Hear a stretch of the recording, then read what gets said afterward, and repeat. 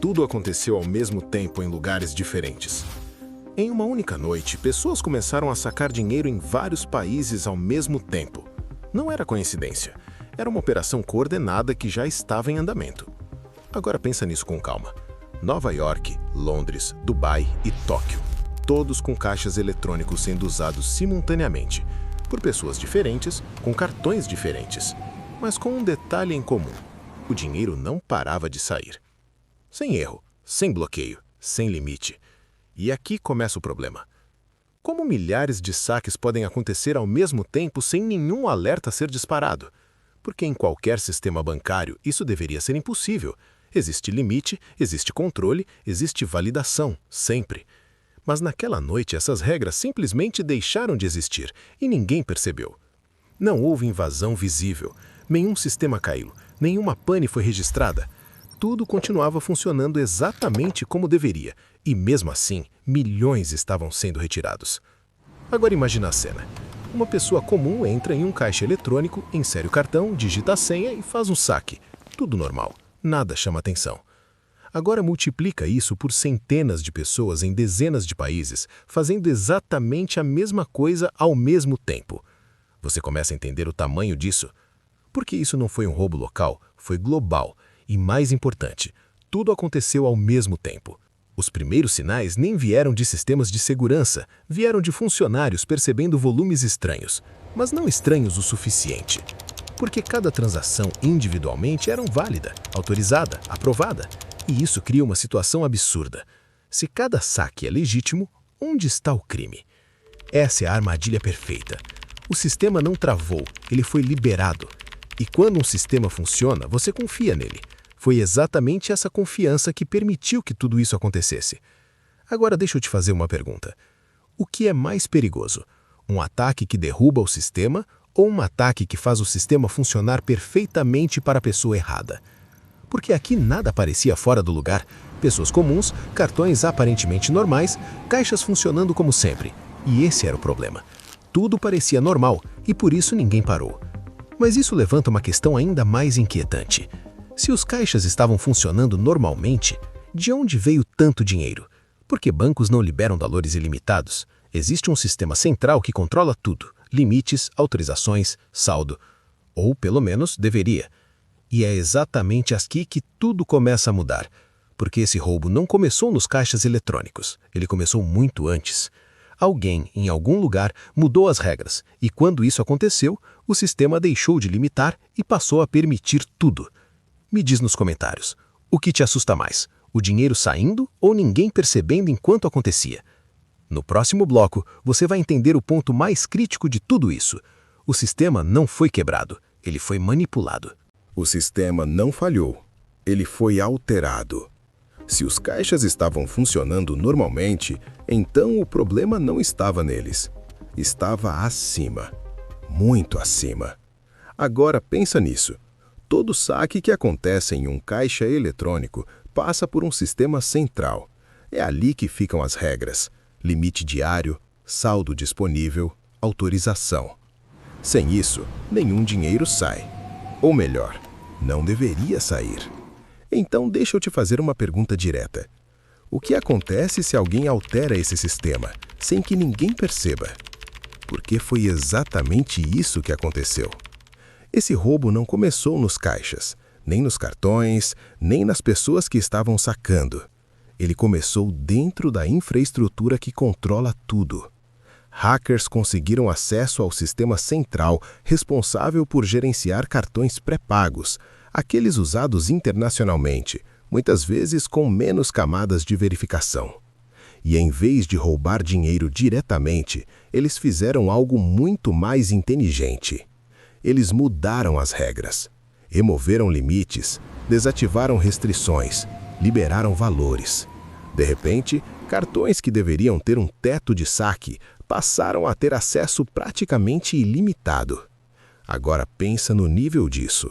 O sistema continuava validando cada transação, continuava autorizando, continuava funcionando perfeitamente, só que agora sem limite.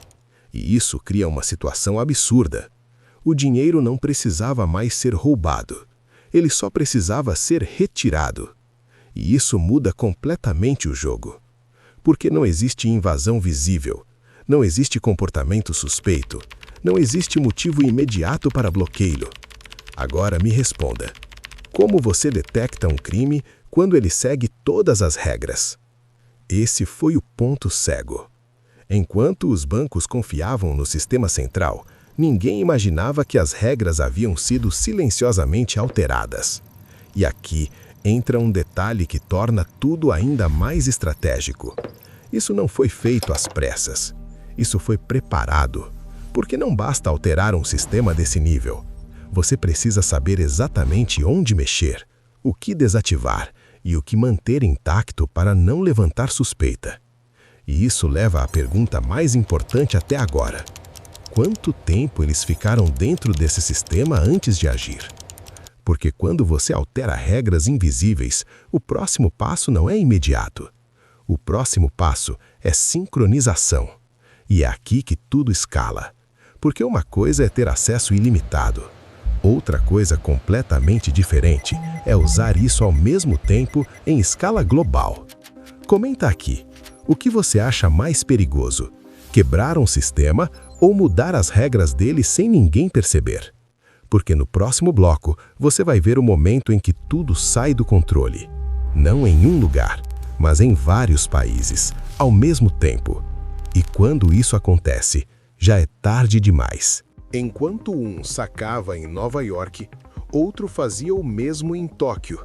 Agora, o sistema já estava alterado. Sem limites, sem restrições, sem barreiras reais. Mas isso sozinho ainda não gera um roubo global.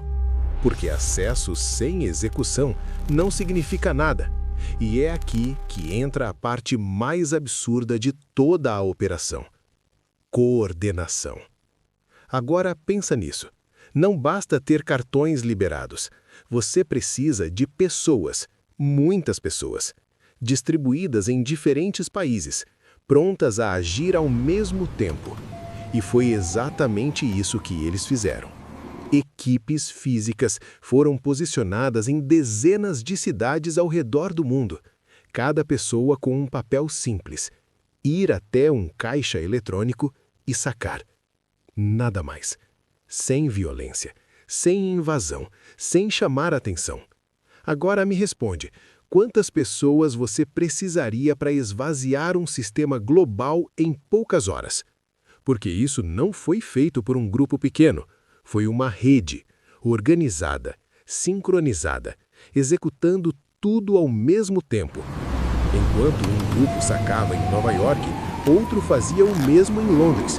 Enquanto isso, alguém estava em Dubai e ao mesmo tempo outro em Tóquio. Tudo acontecendo simultaneamente, sem atraso, sem erro. E isso não é acaso, isso é execução milimétrica. Agora pensa no nível de controle necessário. Alguém precisava dar o sinal. Alguém precisava coordenar horários. Alguém precisava garantir que todos começassem exatamente no mesmo momento. Porque se isso acontece de forma desorganizada, o sistema detecta. Mas quando tudo acontece ao mesmo tempo, o sistema não reage. Ele apenas processa. E esse foi o erro fatal. Porque o sistema foi projetado para lidar com o volume, mas não com o volume coordenado globalmente. Agora, segura esse ponto. Cada saque individual era pequeno o suficiente para parecer normal, mas somados em dezenas de países, no mesmo intervalo de tempo, eles se tornam gigantescos. E aí surge o paradoxo. Individualmente, nada parece suspeito, mas coletivamente é um colapso silencioso. Agora me responde, como você identifica um padrão quando ele está espalhado pelo mundo inteiro ao mesmo tempo? Essa foi a blindagem perfeita, porque não existia um único ponto de falha. Não existia um único lugar para parar. Era como tentar conter água vazando por todos os lados ao mesmo tempo. E enquanto isso acontecia, o dinheiro continuava saindo, sem resistência, sem interrupção, sem limite. E aqui entra a frase mais importante de toda a operação. O dinheiro não foi roubado, foi retirado, seguindo regras que agora favoreciam o crime. E quando os primeiros sinais reais começaram a aparecer, já não era mais um incidente isolado. Era um evento global. Me diz nos comentários, você acha que esse tipo de operação seria possível hoje? Ou os sistemas continuam vulneráveis a esse nível? Porque no próximo bloco, você vai ver o momento em que os bancos finalmente percebem, mas já é tarde demais. O sistema ainda estava funcionando, mas o controle já tinha sido perdido. O sistema continuava funcionando, mas o controle já tinha sumido. No início, ninguém percebeu, e esse foi o maior problema, porque enquanto pessoas sacavam dinheiro em vários países ao mesmo tempo, os sistemas bancários continuavam funcionando normalmente, sem travamentos, sem erros, sem alertas críticos. Tudo parecia sob controle, mas não estava. Agora pensa nisso. Se um sistema é projetado para detectar falhas, o que acontece quando não existe falha? Porque aqui nada estava quebrado. O sistema estava operando exatamente como deveria, validando cartões, autorizando transações, liberando dinheiro. Só que com uma diferença invisível. As regras tinham sido alteradas. E isso criou um cenário perigoso, porque os bancos começaram a perceber o problema tarde demais. No início, eram apenas números fora do padrão, volumes um pouco maiores, movimentações incomuns, mas nada que justificasse um bloqueio imediato. Agora me responde, quantas vezes sistemas ignoram sinais porque parecem pequenos demais? Esse foi o erro, porque enquanto os dados ainda pareciam aceitáveis, o dinheiro já estava sendo drenado em escala global. E quando os primeiros alertas reais começaram a surgir, o volume já era grande demais. Agora não era mais um desvio, era um fluxo contínuo, milhões sendo retirados em tempo real. E aqui entra o ponto mais crítico de todos. Os bancos não conseguiam parar, porque não havia um botão de emergência para algo que tecnicamente estava funcionando corretamente. Os cartões eram válidos, as autorizações eram legítimas, o sistema estava seguindo suas próprias regras. Só que essas regras já não protegiam mais nada. Agora pensa no nível disso. Para interromper a operação, seria necessário travar sistemas inteiros, bloquear cartões em massa, interromper operações globais. Mas até entenderem isso, o tempo já tinha passado. E cada minuto importava, porque a cada segundo mais dinheiro saía, sem resistência, sem bloqueio, sem limite. Era como assistir o sistema operar perfeitamente enquanto tudo estava sendo esvaziado. E esse é o ponto que muda tudo. O sistema não falhou, ele foi seguido. E exatamente por isso, ele não reagiu.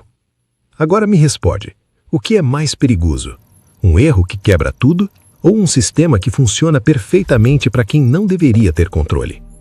Porque quando os bancos finalmente entenderam o que estava acontecendo, já não era mais sobre prevenir. Era sobre conter o dano. E conter algo global já não era simples. Comenta aqui, você acha que um sistema desses deveria ter um limite absoluto de segurança? Ou isso também pode ser explorado?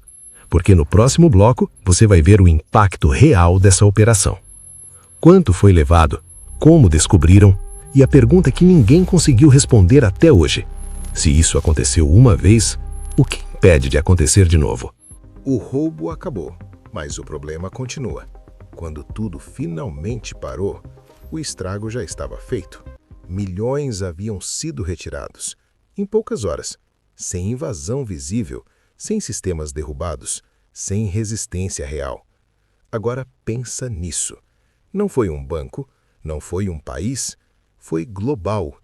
E esse é o ponto que torna esse caso diferente de qualquer outro, porque não houve um único alvo, houve um sistema inteiro sendo explorado ao mesmo tempo. E quando os bancos começaram a cruzar os dados, a dimensão real apareceu. Saques simultâneos, cartões vinculados, padrões coordenados, tudo conectado, tudo planejado. E aí veio a constatação mais desconfortável de todas. Isso não foi um erro, foi uma operação. Agora me responde. Quantas etapas são necessárias para coordenar pessoas em dezenas de países ao mesmo tempo? Porque isso não envolve só tecnologia, envolve logística, comunicação, sincronização perfeita. E isso significa uma coisa: eles sabiam exatamente o que estavam fazendo. E, mais importante, sabiam exatamente quando fazer. Porque o tempo foi o fator decisivo. A operação foi rápida o suficiente para evitar reação, mas longa o suficiente para gerar impacto massivo. E quando os sistemas finalmente começaram a ser ajustados, já era tarde. O dinheiro já tinha sido retirado. E esse é o detalhe que muda tudo. O dinheiro não foi roubado, foi sacado, seguindo regras que, naquele momento, permitiam tudo. Agora pensa nisso com calma. Se o sistema continuou funcionando, se todas as transações foram autorizadas, se nada foi tecnicamente quebrado, onde exatamente estava a falha? Essa é a pergunta que permanece. Porque esse caso não expôs apenas uma vulnerabilidade, ele expôs um conceito perigoso.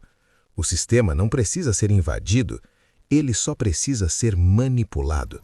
E quando isso acontece, ele trabalha contra quem deveria proteger.